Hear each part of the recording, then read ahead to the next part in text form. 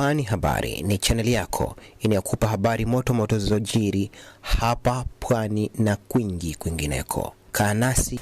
Wananchi wa shehia ya Fundo mkoa wa Kaskazini Pemba wameomba serikali kuchukua hatua za haraka katika kutatua changamoto mbalimbali zinazokabili, ikiwemo uharibifu wa mazao unaoathiri shughuli zao za kilimo pamoja na kuboreshwa kwa huduma za afya hususan kwa mama na mtoto.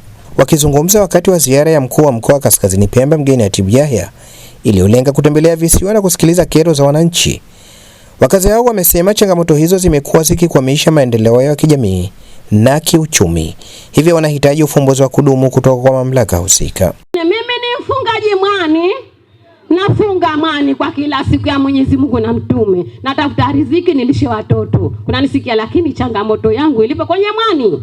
Kunanisikia, hawa matajiri wa mwani waje kina kitupiga uongo. Waje kina kitupiga uongo. Walikuja huyu wa kampuni mama, wakatambia nataka munifungie mwani na nyinyi nitawaona. Ifika mwezi wa 9, mwezi wa 10, 11 na 12, ng'ombe wote wafunguliwa kama waingia katika vilimo vyetu. Kwa hiyo sisi kazi zetu twalima, lakini kuvuna hakuna. Na shamba 7. Na atakaye mashindani twende kamuoneshe moja baada ya moja sasa hivi. Lakini itikifika kwa mvua nendaomba mbegu ng'ambu. Nendaomba chakula kwa sababu ya watu wa ng'ombe. Twashitaki, hatuzipati wala hatuvuni. Twalima kama punda. Nina shamba 7 atakashindani nikamuonesha sasa hivi, lakini sivuni. Na sio peke yangu, mimi na wenzangu. Jamani, kilimo ndio uti wa mgongo. Lakini kwetu hapa kijiji cha Ndoni, mimi nachukua kijiji cha Ndoni, sasa ninapokaa. Twalima lakini hatuvuni. Kwa hiyo naomba hili swala mtupe ufumbuzi, tufanye nini mpaka na sisi tuvune. Kwa kusema kweli mheshimiwa, hatutaki sisi hospitali ya Wete wala wapi. Uwezo upo serikali yetu kutujengea hospitali yetu hii hapa. Tukapata huduma za wake zetu na mama zetu kujifungua hapa.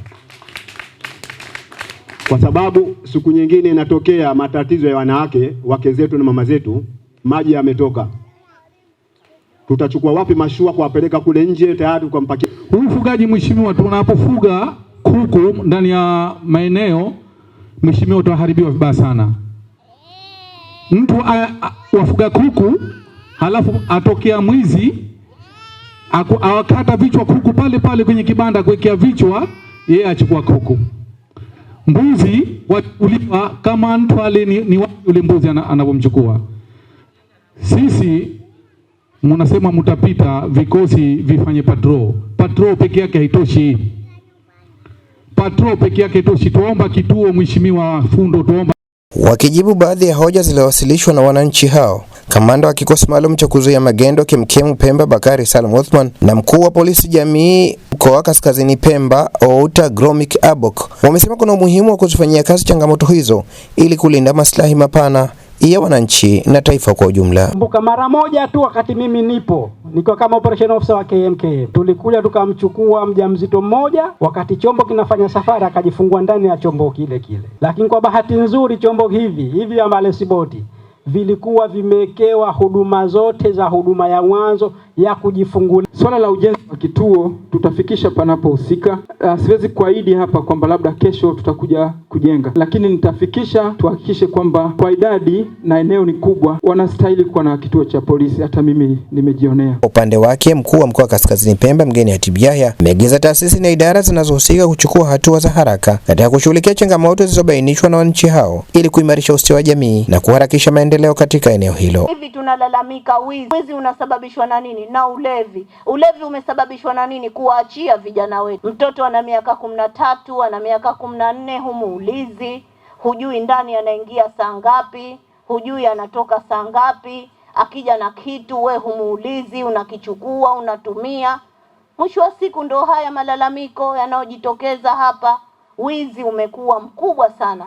Lakini sana kamanda wetu wa polisi jamii, kamanda, ni kuombe ule ulinzi shirikishi katika maeneo yetu mtu yafanye yale, yatatusaidia. Na hawa wakikubali hakuna baya hata moja litakalofanyika. Niombe sana tushirikianeni na mimi muda wowote, wakati wowote niko tayari.